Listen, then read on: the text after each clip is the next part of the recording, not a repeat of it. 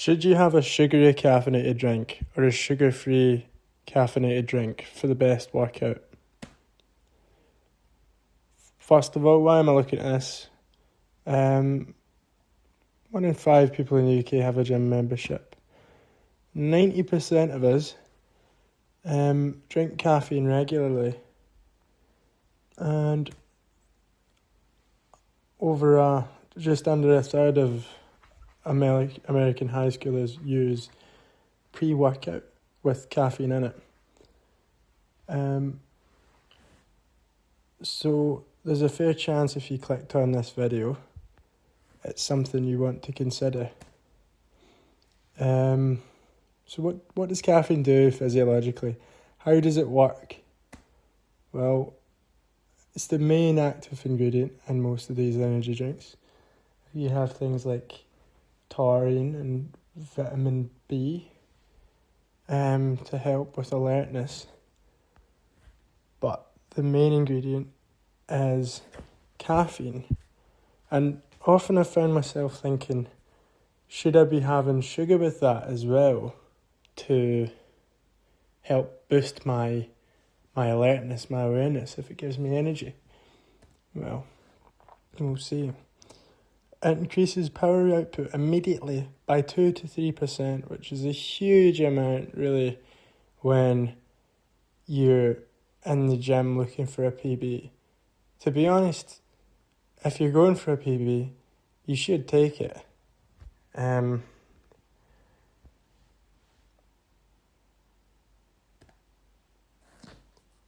So over time, if you're pushing harder in the gym, the thinking is that it will increase your hypertrophy, your muscle growth, if you can push harder in the gym consistently.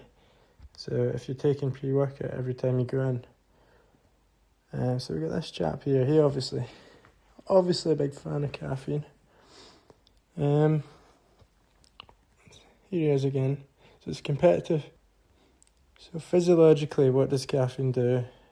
It's a competitive antagonist, which binds to alpha-1 and alpha-2A receptors, which are located in the brainstem.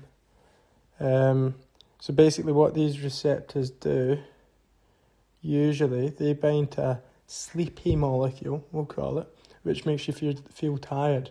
But a competitive antagonist is something that pretty much fills these receptors with a dud. So it doesn't fire any signals to make you feel tired, but it does mean that more of the sleepy hormones can't bind, and you feel less tired and more alert. So it also increases release of norepinephrine, otherwise known as adrenaline or noradrenaline, which causes increased blood flow to the skeletal muscles. Your skeletal muscles are just the muscles that you're worried about if you're thinking about. It's just the muscles that you control. You've got muscles all around your body, but the skeletal muscles are the ones that help you lift weights. So we got this chap here again. This is his digestive system. He drinks his Red Bull, goes down, travels into the goes into the stomach first. No absorption happens in the stomach. Generally, the absorption will happen in the small intestine. So that goes into the bloodstream. We're talking about the caffeine here, but of course the sugar will as well if it wasn't a Red Bull Zero he was having. Travels up, binds to the alpha-1 and alpha-2A receptors. And these caffeine molecules are hydrophobic, which means they can exit the small intestine with ease. It also means it can pass the blood-brain barrier easily. So how does sugar affect this? Well, sugar content delays gastric emptying, which means that there might be a slower peak. in your alertness. Sugar acts on the dopamine pathway, which there is some research indicating it can enhance your motivation. Certainly it can improve your reaction time very slightly. However, a sharp spike in insulin may make you feel a bit more lethargic and give you that sugar crash that people talk about. Combined with caffeine, that crash might be a bit more extreme. So, if we look at the two, we've got a slower peak, more noticeable peak, however, and a worse crash. But with the Red Bull Zero, we've got a faster peak. No unnecessary calories of sugar if that's something you're worried about. For example, if you've got a risk of diabetes, or you're maybe getting ready for a bodybuilding show or trying to make weight for your competition. However, I just want to go back on that and point out that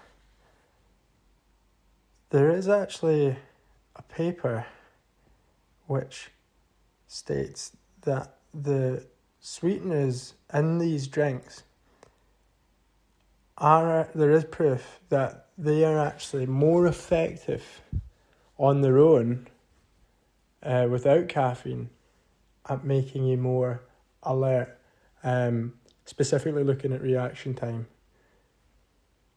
than sugar. So alone, the sweetener in this is able to make you react faster to a visual stimulus than the sugar in it.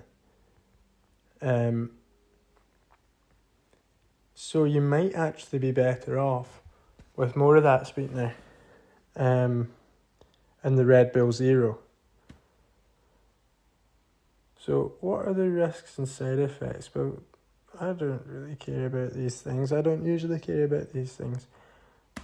But we're all trying to live a bit longer and put a little bit more thought into longevity and health.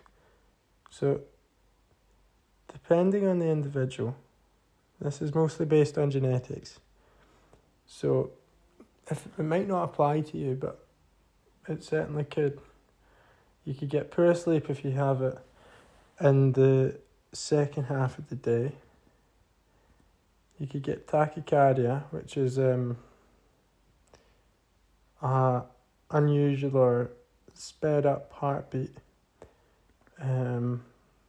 which could result in higher blood pressure and lead to countless medical problems. And you could just get a general jitteriness, which might throw you off if you've got a big competition coming up. Thanks a lot for listening.